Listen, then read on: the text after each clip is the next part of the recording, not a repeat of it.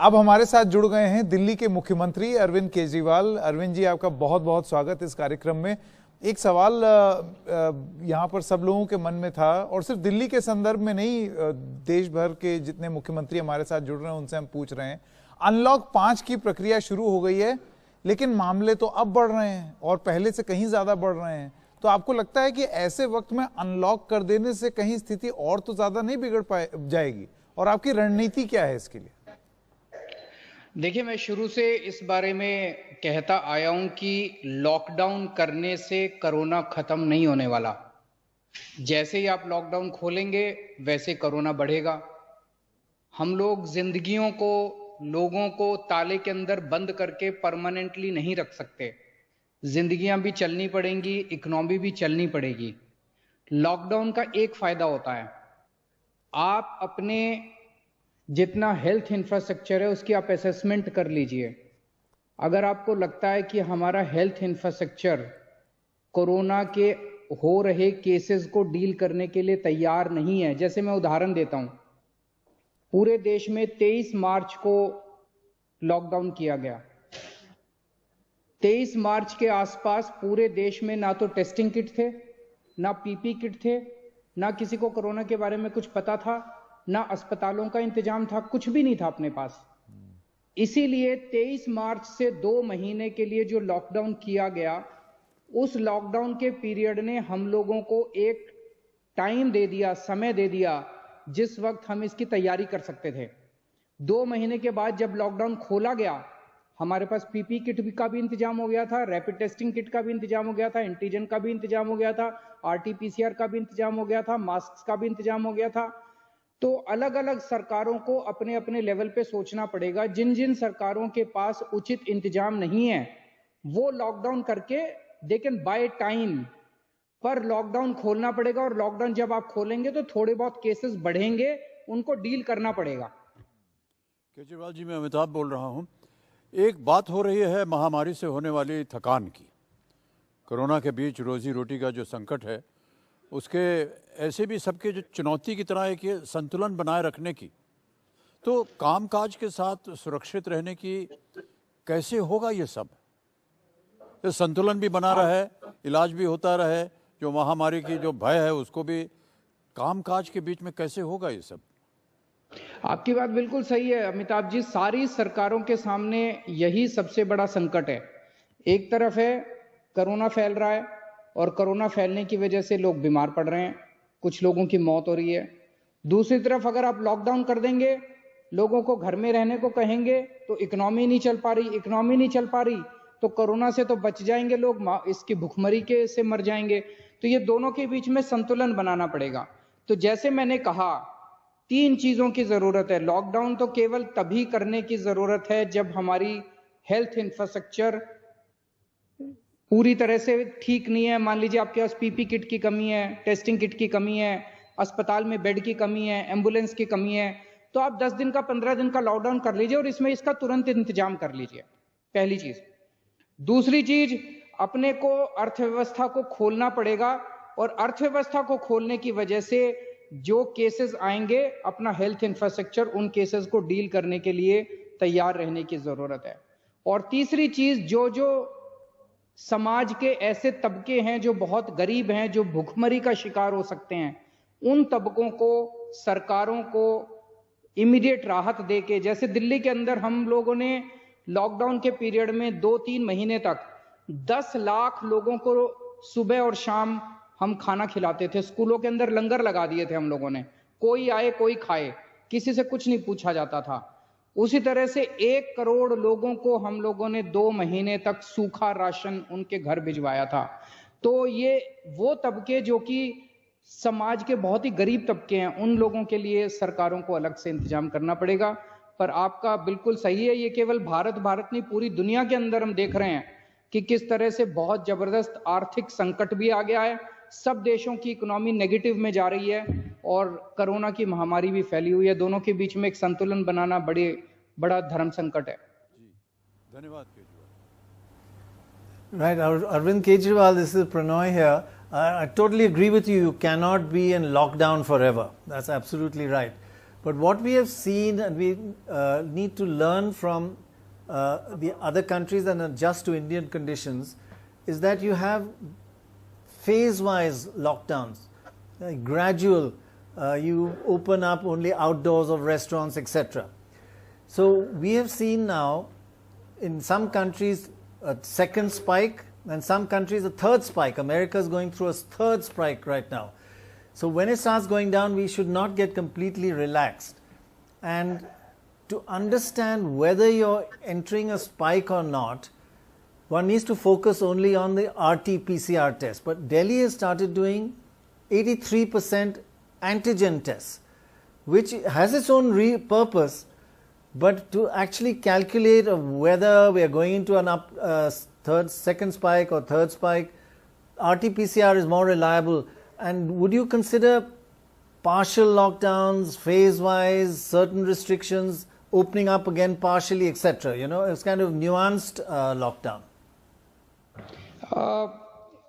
पहली बात मैं पूरी तरह से आपसे सहमत हूं। ये एक ऐसा वायरस है जिसके बारे में बहुत ज़्यादा लोगों को पता नहीं है कि कैसे होता है, क्या होता है। तो हम एक दूसरे के एक्सपीरियंसेस से सीख सकते हैं। दूसरे देशों में क्या हो रहा है उससे हम सीख सकते हैं, हमारे देश में क्या हो रहा है उससे दूसरे देश सीख सकते हैं, महाराष्ट्र में क्या हो रहा है उससे दिल्ली सीख सकती है, कलकत्ता में क्या हो रहा है उससे बेंगलोर सीख सकता है। अपने को एक दूसरे से सीखना तो पड़ेगा। मैं अपना दिल्ली का छोटा सा जो अभी तक का एक्सपीरियंस है वो बताता हूं कि 31 मई तक जब तक लॉकडाउन था, दिल्ली में स्थिति काफी कंट्रोल में थी। 1 जून से जब लॉकडाउन खुला, दिल्ली में केसेस बड़ी तेजी के साथ बढ़ने लगे और बीच में एक ऐसा पीरियड आया जब अस्पतालों में बेड की कमी नजर आने लगी, एम्बुलेंस की कमी नजर आने लगी। उस वक्त हमने कई सारे स्टेप्स उठाए। केंद्र सरकार ने हमारी मदद की, समाज ने हमारी मदद की, बहुत सारे एनजीओज ने मदद की, रिलीजियस ऑर्गेनाइजेशन, सोशल ऑर्गेनाइजेशन, सबसे मदद ली। और मुझे बेहद खुशी है कि 20-25 दिन के अंदर हमने उस स्थिति को कंट्रोल कर लिया। 23 जून के आसपास पहला पीक आया था जब हमारे 4000 केसेस पर डे आने लगे थे, 100 डेथ्स पर डे होने लगी थी। 1 जुलाई के आसपास से केसेस नीचे आने लगे। लगभग 1.5 महीना हमारे 1100 केसेस आ रहे थे और हम 20,000 टेस्ट डेली कर रहे थे। अचानक हम लोगों ने देखा 17 अगस्त के आसपास केसेस फिर धीरे धीरे बढ़ने लगे। 1100 की बजाय 1200 होने लगे, 1300 होने लगे, 1350 होने लगे। 1 हफ्ता हमने वेट किया। उसके बाद एक जिम्मेदार सरकार होने के नाते हम लोगों ने केसेस को 3 गुना कर दिया। पहले 20,000 टेस्ट हो रहे थे, हमने 60,000 टेस्ट कर दिए विद इन अ वीक। इसके लिए मैं अपने सारे ऑफिसर्स को, डॉक्टर्स को, नर्सेस को, सबको बधाई देना चाहता हूं। Who worked overnight very hard. It was not easy. 20,000 test से 60,000 test. And I must tell you, आज पूरे देश में नहीं पूरी दुनिया में सबसे ज्यादा टेस्ट दिल्ली के अंदर हो रहे हैं। Per day per million test 3000 test per day per million Delhi के अंदर हो रहे हैं, which is equal to what is happening in UK. US के अंदर आज 1200 या 1300 test per day per million हो रहे हैं। दिल्ली के अंदर आज 3000 test per day per million हो रहे हैं। उसका भी नतीजा आने लगा। हमारे पीक 17 सितंबर के आसपास हमारी पीक आई, 4500 केसेस पहुंच गए। अब धीरे धीरे केसेस कम हो रहे हैं, 3000 के करीब, 3000 से भी नीचे आने लगे हैं केसेस। पर डे के केसेस कम हो रहे हैं। हमारे बेड्स अब खाली होने लगे हैं, बेड्स भी काफी ज्यादा ऑक्यूपाई हो गए थे। आपका जो क्वेश्चन है आरटीपीसीआर का, आरटीपीसीआर की एक कैपेसिटी है हमारी, 13-14 हजार के करीब की कैपेसिटी है, तो 11-12 हजार टेस्ट डेली हो रहे हैं। इसका एक गाइडलाइन है प्रणय जी, एक माहौल बना दिया गया है कि दिल्ली आरटीपीसीआर टेस्ट नहीं कर रही, आरटीपीसीआर टेस्ट नहीं कर रही। हमें कुछ छुपाने की जरूरत नहीं है। अगर छुपाना हमें कुछ होता तो हम 20,000 से 60,000 टेस्ट नहीं करते। हम सब कुछ, हमारी स्ट्रैटेजी ये है कि ज्यादा से ज्यादा टेस्ट करें, ज्यादा से ज्यादा लोगों को आइडेंटिफाई करें, उनको आइसोलेट करें और उनको ट्रीट करें और उनका चेन खत्म करने की कोशिश करें।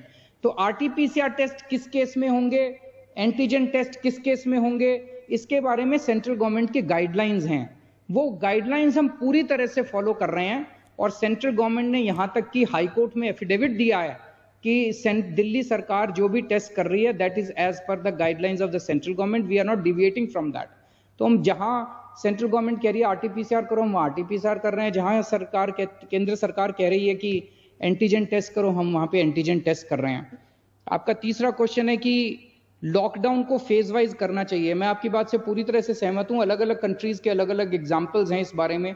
एक एग्जांपल स्वीडन का है जिसने कोई लॉकडाउन नहीं किया, कोई कुछ नहीं किया और उन्होंने पूरी इकोनॉमी खोल दी। एक एग्जांपल वो है। दूसरे एग्जांपल्स इटली के हैं, फ्रांस के हैं। अलग अलग कंट्रीज के अलग अलग एग्जांपल्स हैं। पर मुझे लगता है हमारे देश के अंदर भी जो फेज वाइज हम अनलॉकिंग कर रहे हैं, ये भी एक्सपीरियंस सही है, ये कोई गलत नहीं है। और फेज वाइज हम करते करते अब अनलॉक 5 आया है, जिसमें केंद्र सरकार ने अलग अलग राज्य सरकारों को ये कहा है कि अगर आप चाहें तो 15 अक्टूबर से ये खोल सकते हैं, अगर आप चाहें तो 15 अक्टूबर से सिनेमा हॉल खोल सकते हैं, थिएटर खोल सकते हैं। अब अलग अलग राज्यों की अलग अलग परिस्थितियां हैं, उसको देखते हुए अब राज्य सरकारें अपने अपने निर्णय लेंगी। All right, Mr. Kejriwal. Small additional worry, sorry Sanket, I just want to ask, I think overall Delhi has done a very good job, the Delhi government. I still don't agree with the antigen test going up because they just don't give you a proper idea of number of cases, but forget that. I just want to ask you, the slight worry ahead is that a lot of religious festivals are coming. There's Dussehra coming, there's Diwali coming, there's, how are you handling gatherings at religious festivals? इसमें अभी मैं सुन रहा था आपका पिछले वाला debate, शायद doctor Trehan कह रहे थे कि 3 pillars are there. One is the government, one is the corona warriors and the third is the people. जनता को इसमें पार्टिसिपेट करना पड़ेगा और मुझे खुशी है कि जनता ने इसमें काफी हद तक पार्टिसिपेट किया है। जनता को यह समझना पड़ेगा और जनता समझ भी रही है कि कोरोना कितना खतरनाक है, कोरोना कितनी बुरी बीमारी है, अगर हो गई तो बड़ी दिक्कत है। जितना जनता सोशल डिस्टेंसिंग करेगी, मास्क पहनेगी, उतना कोरोना होने के चांसेस कम हैं। तो इसके बारे में खूब प्रचार प्रसार करना हमारी जिम्मेदारी है, हम उसको कर भी रहे हैं, लेकिन साथ साथ जनता का सहयोग चाहिए। सरकारी लेवल पे हम लोग कहते हैं कि रिलीजियस फंक्शंस में इतने से ज्यादा लोग अलाउड नहीं होंगे। कई पिछले अगस्त के महीने में तो जितने रिलीजियस फंक्शंस थे सबके ऊपर हमने गैदरिंग बैन कर दी थी, किसी भी फंक्शन में हम लोगों ने गैदरिंग अलाउ ही नहीं की थी। पर मान लीजिए आने वाले समय में एक लिमिटेड गैदरिंग अलाउ की जाती है, तो उस गैदरिंग में एक तरफ तो होता है एनफोर्समेंट, लेकिन एनफोर्समेंट हर वक्त अच्छी चीज नहीं है। दूसरा चीज होता है वॉलंटरी कंप्लायंस। इस वक्त मैं समझता हूं कि जनता कर भी रही है, लेकिन एक फटीग भी आता जा रहा है जनता के अंदर, थक भी चुकी है जनता। लेकिन मैं आपके चैनल के जरिए जनता को कहना चाहता हूं कि थकने से काम नहीं चलेगा।